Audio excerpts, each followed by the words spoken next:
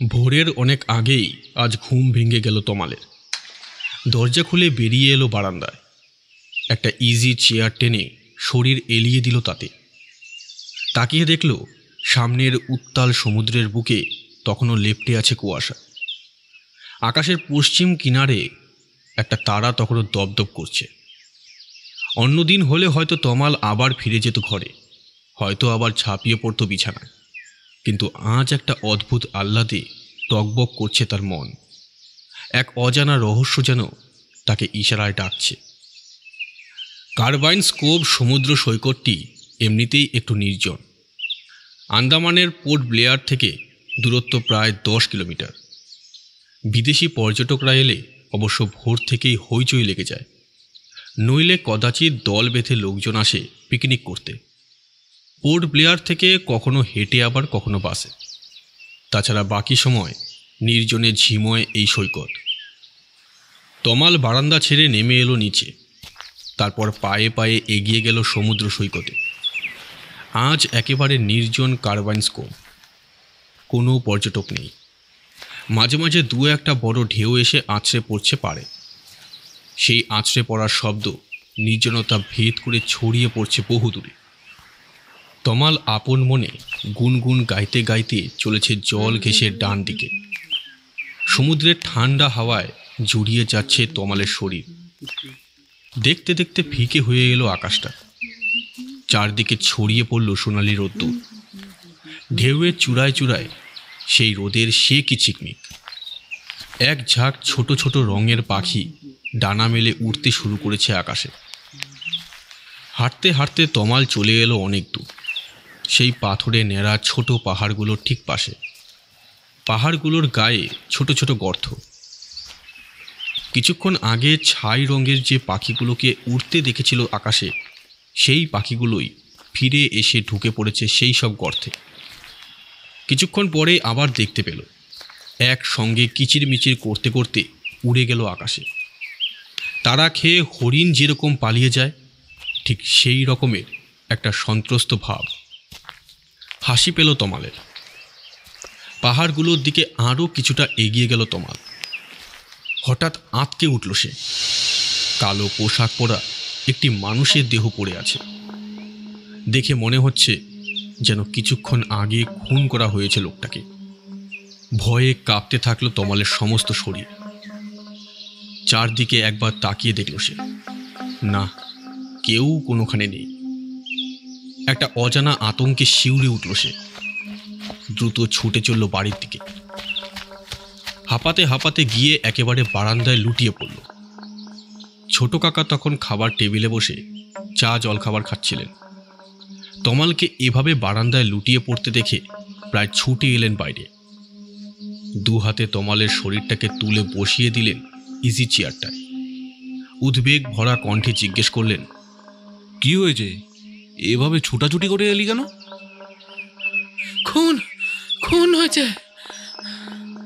হাঁপাতে হাঁপাতে উত্তর দিতে গিয়ে তমালের সমস্ত শরীর থরথর করে কেঁপে উঠল।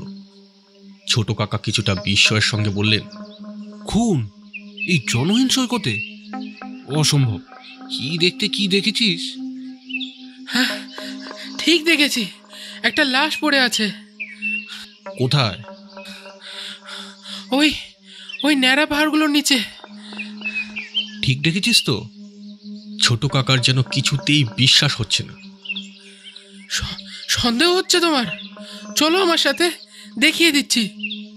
ঠিক আছে, চল দেখি। তমাল পথ দেখিয়ে আগে আগে চলল। পিছনে ছোট কাকা হাতে লাঠি নিয়ে ও তাদের সাথে বাড়ির দারোয়ান বদ্রীপ্রসাদ। কিছুক্ষণের মধ্যেই তারা পৌঁছে গেল জায়গাটায়। এবার ছোট কাকার বিস্মিত হবার পালা। সত্যি একটা লাশ পড়ে আছে, গায়ে কালো পোশাক। দেখে চেনার কোনো উপায় নেই। মাথাটা একেবারে থেতলে রেখেছে। পাশেই পড়ে আছে একটা রক্ত মাখা বড় পাথরের টুকরো। বোঝাই যায় ওই পাথরটা দিয়ে আঘাত করে খুন করা হয়েছে। পুলিশকে এক্ষুনি খবর দেওয়া দরকার, না কাকু? তুই ঠিক বলেছিস। এক কাজ কর, তুই এখনই চলে যা পোর্ট ব্লেয়ারে পুলিশকে খবর দিতে। সে তো অনেক সময় লাগবে। 10 কিলোমিটারের পথ। তুমি বরং গাড়িটা নিয়ে যাও। আমি গিয়ে বললে হয়তো পুলিশের লোকে বিশ্বাসই করবে না। তা অবশ্য ঠিকই বলেছিস। চল, বাড়ি ফিরে কি করা উচিত তা ভাবা যাবে। কিছুক্ষণের মধ্যে সবাই ফিরে এলো বাড়িতে। বাড়ি মানে সরকারি বাংলোয়। তমালের ছোট কাকা এখানকার একজন পদস্থ সরকারি অফিসার। তিনি গত 15 বছর ধরে এখানেই আছেন। একা মানুষ, বিয়ে করেননি। একা একা থাকতে হয় বলেই তমালকে নিয়ে এসেছিলেন এখানে। সে অনেক দিন আগেকার কথা। তমাল তখন সবে 3য় শ্রেণীর ছাত্র। তমালকে দেখাশোনার জন্য একজন কাজের লোক রাখা হয়েছিল। রান্নাবান্নার কাজও করতে হতো তাকে। তমাল তাকে দাদু বলে ডাকে। নাম তার হারাধন। তমালকে পোর্ট ব্লেয়ারের একটি বিখ্যাত স্কুলে ভর্তি করে দিয়েছিলেন ছোট কাকা। এখন সে 10ম শ্রেণীর ছাত্র। সব শুনে দাদুর মুখটাও কেমন যেন ফ্যাকাশে হয়ে গেল। ছোট কাকাকে বললেন, এতদিন আছি এখানে, এমন ঘটনার কথা তো কখনো শুনিনি। একটা কিছু বিহিত করুন দাদা বাবু, দেখবেন তমালের যেন কোনো ক্ষতি না হয়। ছোট কাকাও কথাটা শুনে শিউরে উঠলেন। এতক্ষণ তমালের যে কিছু হতে পারে তা তিনি ভাবেননি। এখন হারাধনের কথায় বুকের মধ্যে একটা চিন্তা দাপাদাপি শুরু করে দিল। সত্যিই তো, খুনি যদি তমালকে দেখে থাকে তাহলে তথ্য লোপাটের জন্য তমালকেও সরিয়ে দিতে পারে। তিনি তো সকাল 10টায় বেরিয়ে যান আর ফেরেন রাতে। স্কুল থেকে ফেরার সময় তমাল একাই ঘুরে বেড়ায় এই নির্জন সৈকতে। সুতরাং খুনিদের ইচ্ছে থাকলে কাজ হাসিল করতে আর কতক্ষণ? ছোট কাকার মনের সব চিন্তা কেবলই জট পাকিয়ে যেতে থাকল। তমালের নিরাপত্তা নিশ্চিত করতেই হবে। তাই আর সময় নষ্ট না করে তাড়াতাড়ি প্রস্তুত হয়ে বেরিয়ে পড়লেন গাড়ি করে।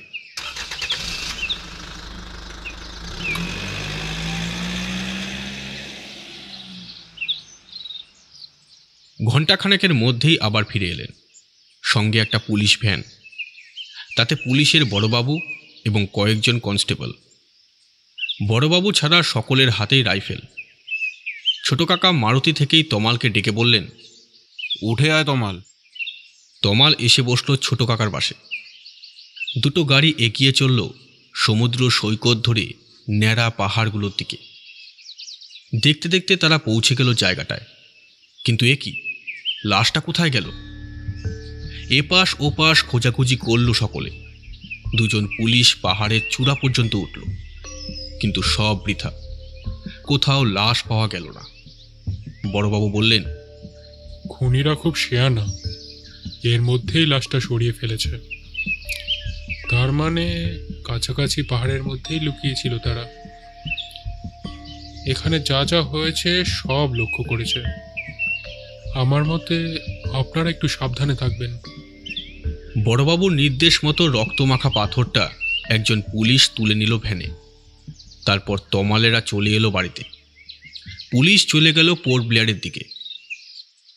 সেদিনেই বিকেলে একজন কনস্টেবল এসে খবর দিল যে ছোট কাকা এবং তমালকে বড়বাবু তলব করেছেন। যত তাড়াতাড়ি সম্ভব পোর্ট ব্লেয়ারের থানায় গিয়ে দেখা করতে হবে তার সঙ্গে। সময় নষ্ট না করে ছোট কাকা তখনই তমালকে নিয়ে গাড়ি করে বেরিয়ে গেল। পেছনের সিটে বসল থানা থেকে আসা কনস্টেবলটি। বড়বাবু অপেক্ষা করছিলেন তাদের জন্যই।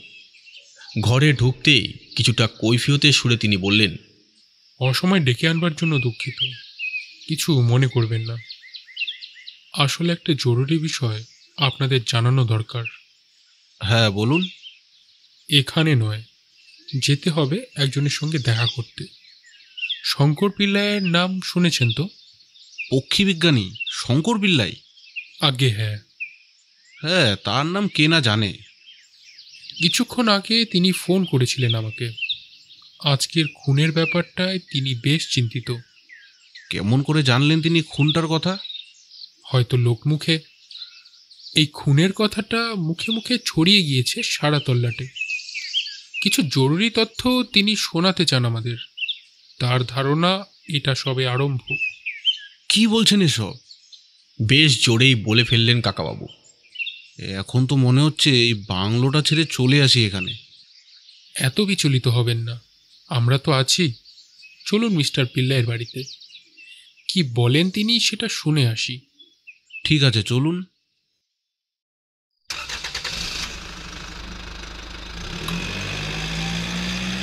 ছোট দোতলা বাড়ি শঙ্কর পিল্লাইয়ের।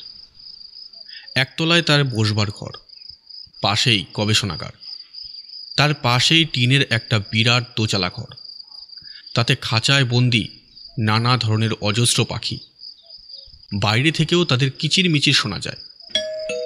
দরজার কলিং বেল টিপতেই পিল্লাই নিজেই এসে দরজা খুলে দিলেন।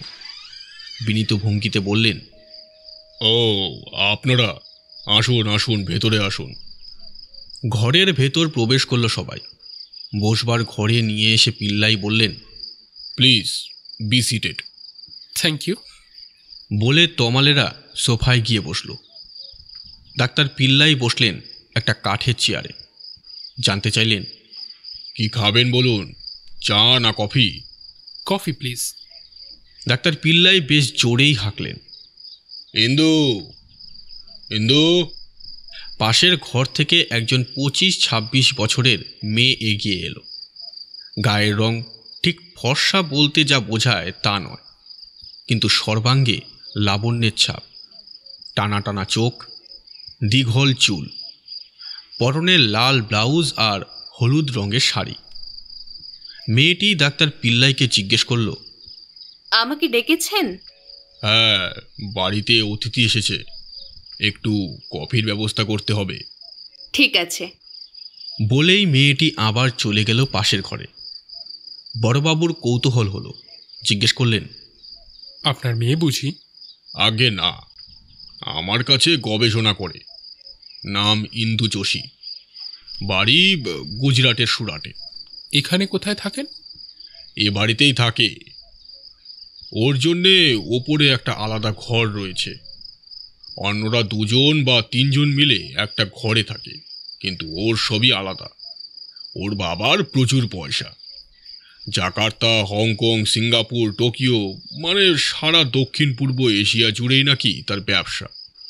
মেয়ের জন্য তাই সব আলাদা ব্যবস্থা করেছেন। মাঝে মধ্যে তিনিও এসে থাকেন মেয়ের সঙ্গে। এই তো এখন কয়েকদিন তো এখানেই আছেন, আগামী মাসে চলে যাবেন। হর্ষবর্ধন জাহাজে কেবিন বুক করা হয়ে গেছে। প্রথমে যাবেন কলকাতায়, তারপর সেখান থেকে নাকি হংকং যাবেন। ওনার কথা পরে শোনা যাবে, এখন আসল কথাটা বলুন। বলছি, এত ব্যস্ত হবেন না।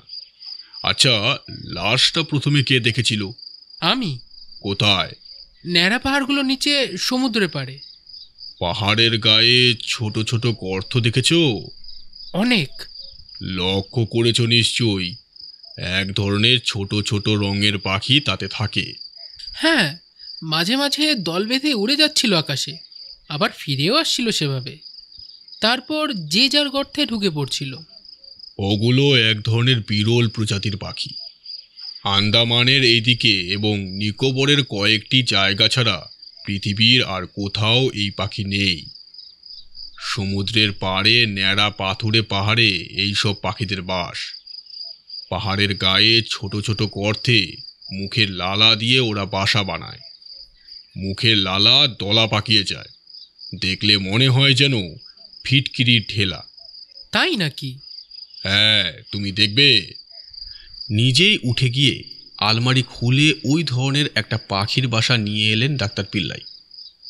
সবাই দেখলেন নেড়েচেড়ে। ছোট কাকা মন্তব্য করলেন, আশ্চর্য তো। সত্যি আশ্চর্য হবার মতো। জানেন, এই বাসাগুলো মানুষ খায়। মানুষেরা খায়? তাহলে আর বলছি কি, হংকং, ম্যানিলা, জাকার্তা, টোকিও প্রভৃতি জায়গায় এ হলো ডিলিশিয়াস ফুড। 5 তারা হোটেলে পর্যন্ত এর স্যুপের দারুণ কদর। কি বলছেন আপনি? ঠিকই বলছি। এত বছর ধরে তো এই নিয়েই গবেষণা করছি। দক্ষিণ পূর্ব এশিয়ার ওই সব দেশে সাধারণ মানুষের মধ্যে এরকম বিশ্বাস প্রচলিত আছে যে বয়স ধরে রাখার জন্য এই স্যুপ হলো মোক্ষম খাদ্য। মেয়েরা তো এই স্যুপের জন্য পাগল। তার মানে ওখানে এই পাখির বাসার বেশ চড়া দাম। প্রতি কেজির দাম ভারতীয় মুদ্রায় 2000 টাকার মতো। 2000 টাকা? ছোট কাকা এবং থানার বড়বাবু দুজনেই রীতিমতো বিস্মিত হলেন কথাটা শুনে। ডাক্তার পিল্লাই বলে চললেন, ওই পাখির মাংসের দাম ভারতীয় মুদ্রায় প্রায় 5000 টাকা কেজি। কিছু জীবনদায়ী ওষুধের জন্য ওই পাখির বাসা একান্ত জরুরি। এবার তমাল যোগ দিল আলোচনায়। ডাক্তার পিল্লাইকে জিজ্ঞেস করল, আপনি বললেন যে আন্দামান ও নিকোবরের কয়েকটি জায়গা ছাড়া এই পাখি পাওয়া যায় না, তাহলে? এখান থেকেই পাচার হয় ওসব জায়গায়।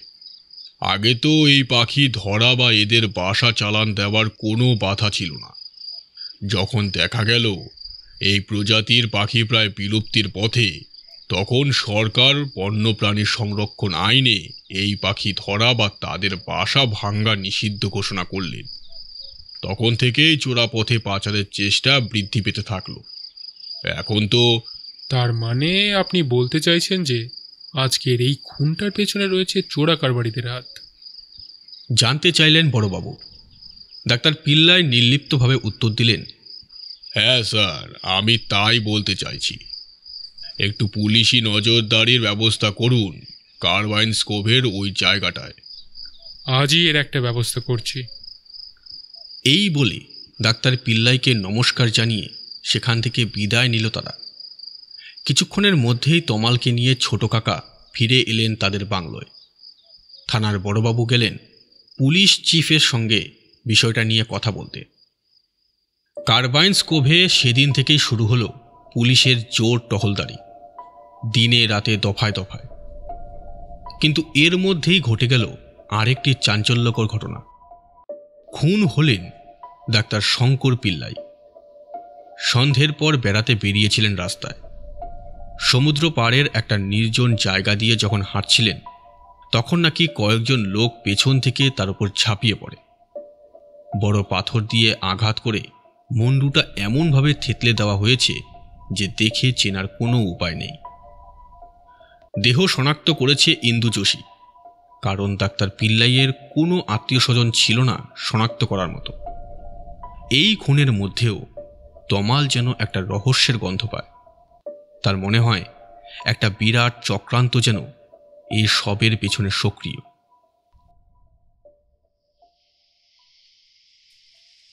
সেদিন মাঝরাতে হঠাৎ ঘুম ভেঙে যায় তমালের। বাইরে তখন টিপ টিপ বৃষ্টির শব্দ, আকাশ ঘন মেঘে ঢাকা। হয়তো কিছুক্ষণ পরে আরও জোর বৃষ্টি নামবে। সমুদ্র বেশ উত্তাল, তরঙ্গ ভঙ্গের বিপুল আওয়াজ ভেসে আসছে। হঠাৎ দূরের সেই ন্যাড়া পাহাড়ের চূড়ার দিকে লক্ষ্য করল তমাল। টর্চের আলো জ্বলছে আর নিভছে। এই দুর্যোগের রাতে কে বা কারা আসতে পারে ওখানে? হয়তো পুলিশ টহল দিচ্ছে। কিন্তু পাহাড় চূড়ায় এই দুর্গম রাতে পুলিশ যাবে কেন? একটা অদ্ভুত ভাবনা তমালের মনে দুপ দাপ করতে শুরু করলো। বিছানা ছেড়ে উঠে দাঁড়ালো তমাল। পায়ে পায়ে এগিয়ে গেল আলমারির দিকে। একটা কালো রেনকোট জড়িয়ে নিল শরীরে। তারপর চুপি চুপি পাশের ঘরে ঢুকে ছোট কাকার রিভলভারটা তুলে নিল পকেটে। খুব সন্তর্পণে বেরিয়ে এলো বাংলো থেকে। সমুদ্র সৈকত ধরে এগিয়ে চলল সেই ন্যাড়া পাহাড়গুলোর দিকে। তখন সমুদ্রের সে কি গর্জন! ঝড়ো হাওয়া এসে থাবা মারছিল তমালের গায়ে। তাল রাখতে না পেরে মাঝে মাঝে সে পড়ে যাচ্ছিল বালিতে। কিন্তু তমাল আজ মরিয়া। যে করেই হোক তাকে যেতেই হবে। একসময় সে ঝড় ঝাপটা সামলাতে সামলাতে পৌঁছে গেল পাহাড়গুলোর পাশে। লক্ষ্য করে দেখল পাহাড়গুলোর চূড়ায় চূড়ায় যেন কয়েকটা কঙ্কাল ইতস্তত ঘুরে বেড়াচ্ছে।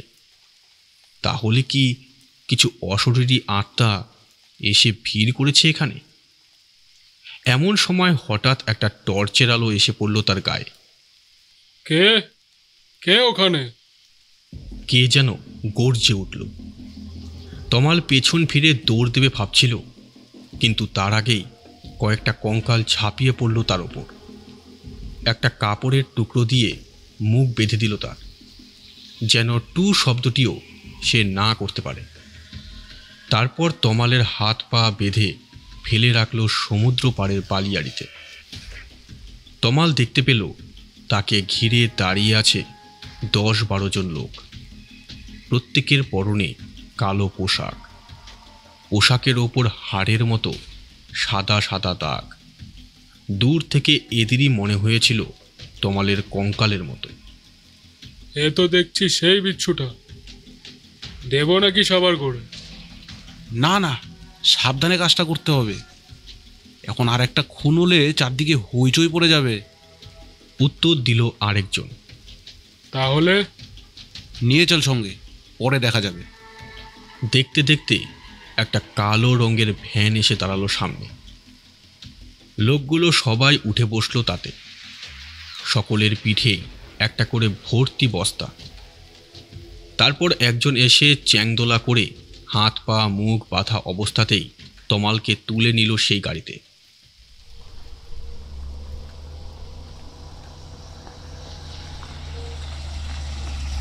ঘণ্টাখানেকের ভেতর পোর্ট ব্লেয়ার ডকের পাশের জঙ্গলের মধ্যে একটা টিনের চাল দেওয়া ঘরের সামনে এসে থামল গাড়িটা। সবাই মালপত্র নিয়ে নেমে সেই ঘরে ঢুকল।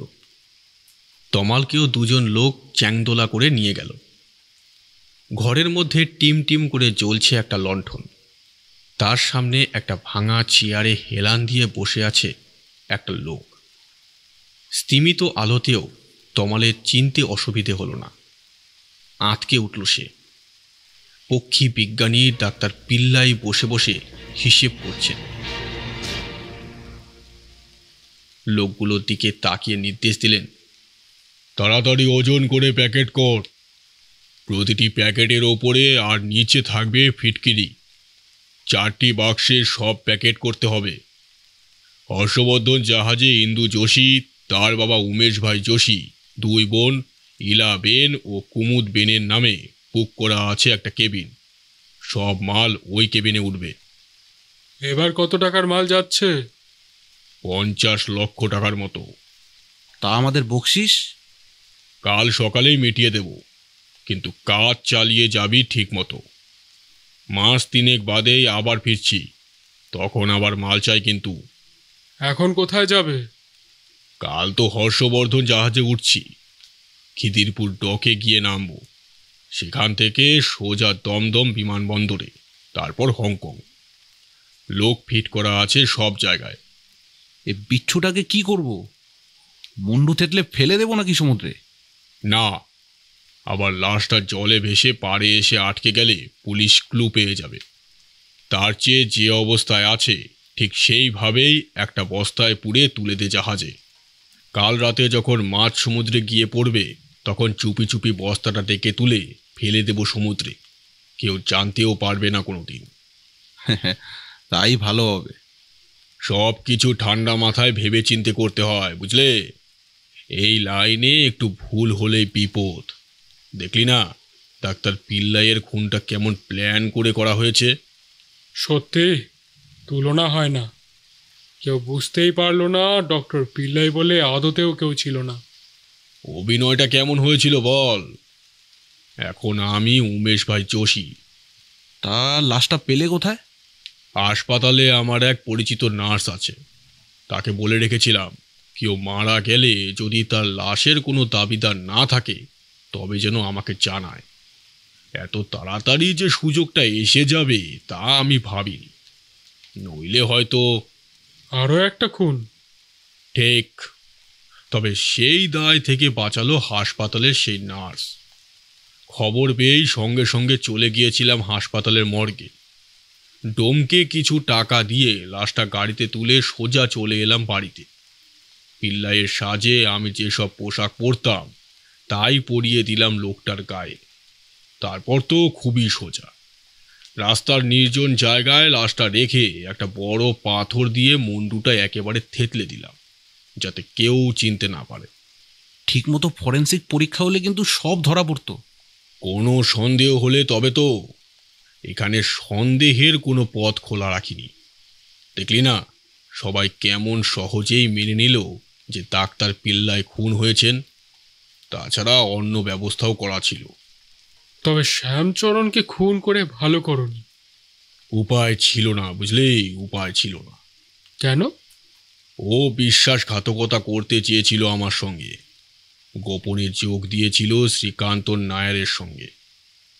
ওকে না সরালে আমাদের ব্যবস্থা বন্ধ হয়ে যেত। পরদিন দুপুরের আগেই হর্ষবর্ধন জাহাজটা বুক করা। কেবিনের 4 জন যাত্রী সহ সব মাল তুলে দেওয়া হলো। তমালকেও একটা বস্তায় হাত পা বাঁধা অবস্থায় গোপনে তুলে দেওয়া হলো। তমালের মুখ শক্ত করে বাঁধা ছিল, যাতে সে টু শব্দটিও না করতে পারে। কেউ টের পেল না। জাহাজে উঠবার ঠিক আগে উমেশ ভাই যোশী বকশিসের টাকা তুলে দিল একজনের হাতে। জাহাজ চলতে শুরু করেছে। তমাল স্পষ্ট অনুভব করল জাহাজের দোলানি। যত সময় যাচ্ছে ততই আতঙ্কে অবশ হয়ে আসছে তার শরীর। আসন্ন মৃত্যুর কথা ভেবে অজান্তে তার 2 চোখ বেয়ে জল গড়িয়ে পড়ল। ছোট কাকার জন্য তার মনটা কেমন যেন করতে লাগল। হয়তো হন্যে হয়ে তিনি খুঁজে বেড়াচ্ছেন তাকে।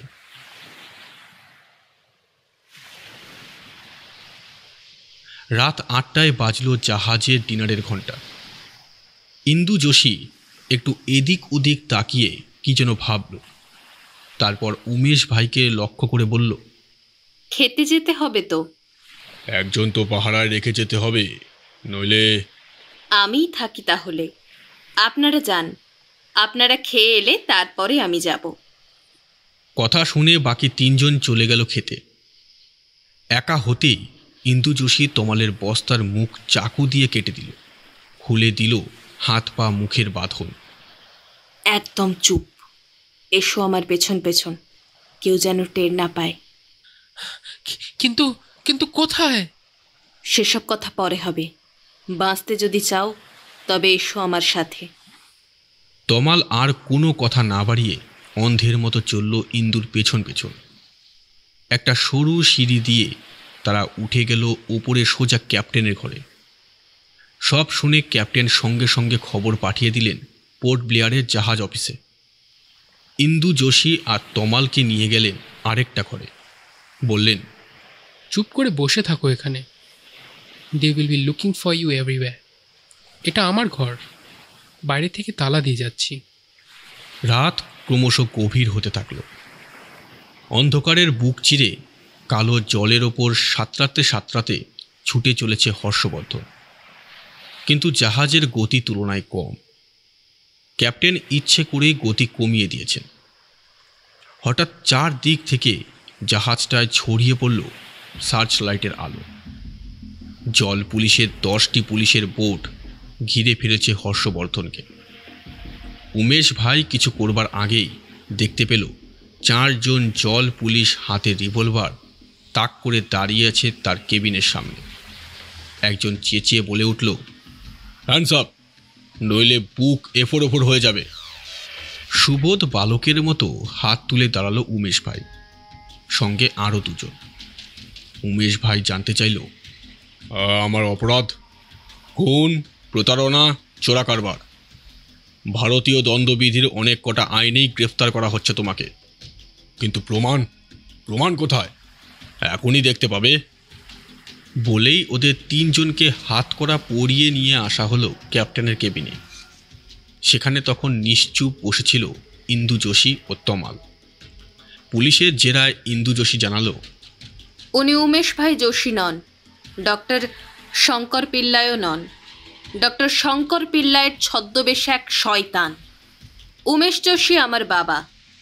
এই শয়তানটাই খুন করেছে আমার বাবাকে। দলের সবাই জানে খুন করা হয়েছে শ্যামাচরণকে, কিন্তু আমার চোখকে ফাঁকি দিতে পারেনি।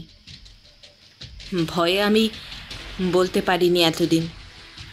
আমি অনুমান করতে পেরেছি জেনে শয়তানটা আমাকেও শাসিয়েছে। কাউকে জানালে শেষ করে দেবে আমাকে। শ্যামাচরণকে যে কোথায় গুম করে রেখেছে তা আমি বলতে পারবো না। কিন্তু তোমার বাবা মানে উমেশ যোশীকে খুন করলো কেন? অনেকদিন ধরেই বাবা আমাকে দেখতে চাইছিলেন, সেই সুযোগটাই নিল এই শয়তানটা। বাবাকে চিঠি লিখে আনালো এখানে, বাবার বুকিংও করা হয়েছিল। এখন বুঝতে পারছি এটাও ছিল একটা চালাকি। নিজের নামে কেবিন বুক করলে আবগারি পুলিশের দৃষ্টি এড়ানো কঠিন হবে ভেবে। তাছাড়া ডক্টর পিল্লাইয়ের ছদ্মবেশ থেকে মুক্তি পাবার এটাই ছিল একটা সহজ উপায়। ইন্দু যোশীর চোখ বেয়ে অঝরের জল গড়িয়ে পড়তে লাগলো।